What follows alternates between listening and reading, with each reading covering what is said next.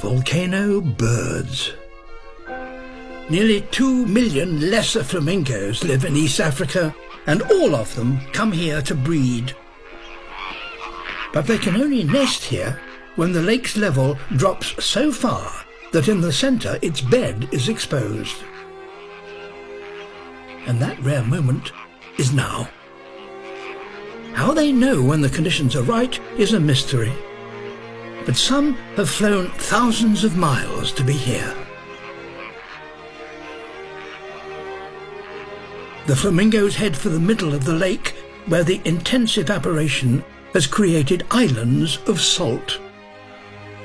It's here that the birds build their nests, over 3 miles from the lake's edge and safe from land predators, which are unable to cross the surrounding moat of caustic soda. The single egg is laid on a mount of hardened salt built by the adults.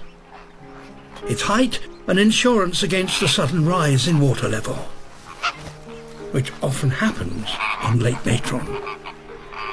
As the centre dries and enlarges, more and more flamingos arrive to nest on it.